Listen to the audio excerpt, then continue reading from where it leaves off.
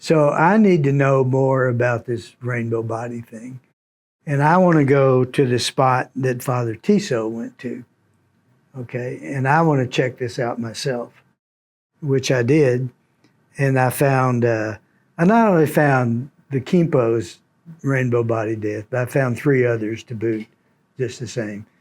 And I got to talk to a lot of monks one-on-one. Everybody in the monastic community knows about rainbow body. And they laugh at us that we Americans, with all our technical expertise, don't understand how to make that happen. It's a joke. I don't want to say it's a joke, but it's humorous to them how backward we really are. And so I found the Khenpo site, and I can tell you that we stood over the bed where his body vanished. And there's something disturbing there in there. The electromagnetic field has been disturbed in that area. And me, Catholic, we had a Chinese atheist, and I had a Buddhist guide, and we all immediately just prostrated in front of the bed. Something about, and I got to thinking about that. And it wasn't.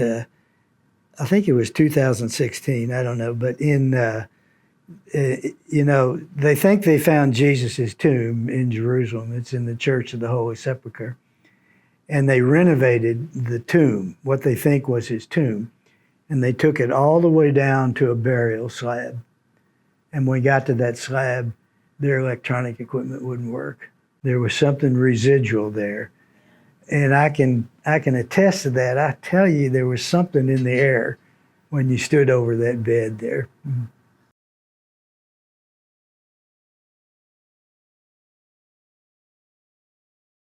So it was in that trip where I happened to be in Tibet. I was in Ganzi, and it was the 4th of July.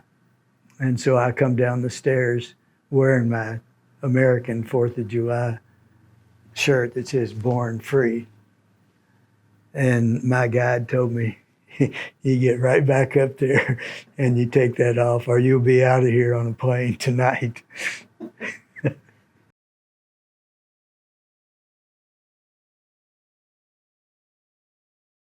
Yeah, an interesting experience there too. It's not so much now, but after the Chinese takeover, then it became a popular protest to immolate yourself. Pour a can of gasoline on you and light it. And the Chinese are very, very aware of that now. So I was there on the Dalai Lama's birthday, and the Dalai Lama is public enemy number 1 to the Chinese. And so you have a police presence almost on every corner. And they have, in addition to their weapons, they have blankets and fire extinguishers. And it's like they play a cat and mouse game, because the Tibetans got wise to them putting out the fire. And so now they drink the gasoline and then they light it.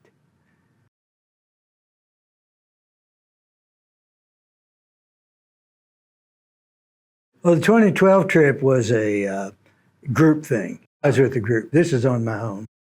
And I went places I wasn't supposed to be. Okay, I could have been deported had I been found where I was. And it was kind of by accident because we, how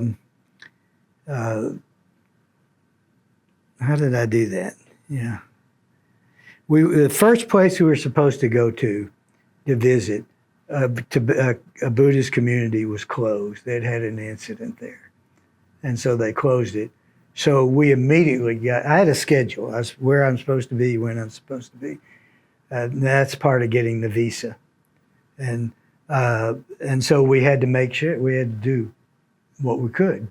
So my guide says, I got some places I want to take you. Yeah.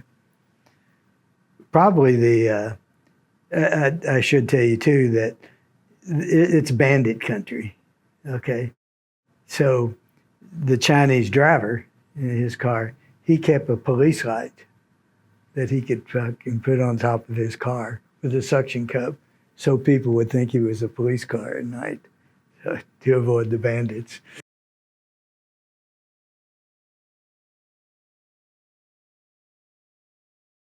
Probably of all the testimony I heard, so I go to this, I find the Khenpo Acho's site. There's a memorial there. There's a big stupa, an altar thing that has his personal belongings in it. There's a marble slab that has an inscription on it, rainbow body. And then there's his hermitage where it happened, and it's been weatherproof, so it's a hermitage within a hermitage. And and I talked to eyewitnesses about it. One guy, his is an attendant for 21 years. He said the man was so fatherly, so compassionate, that he'd been known to take his shirt off and let the mosquitoes feast on him because he didn't think they got enough blood. The man would be sad when grass is cut. He'd be sad if earth is dug up. He was a father to everyone. He'd give his food away and go beg for food. That it gives you an idea of the kind of people, who these people are, where their bodies vanish. But so the guide told me this, or his attendant, nice guy. But of all the testimony I received, it was from my guide. And he was a millennial. And just like we are here, the young people are questioning how they were brought up, all right, their religious beliefs. And we're thumbing through a book one night, and he said, oh my God, he threw out his name. I can't remember the name. He said, he taught me. And he said, I went to his funeral. And he said, I couldn't believe it. His body was about this size. It had just shrunk down to that size. Normally, by far, they call it small rainbow body. Most of the bodies just shrink to this size, maybe this, like this. Very, very rare for it to completely disappear, like the Khenpo Acho did. But so he had small rainbow body.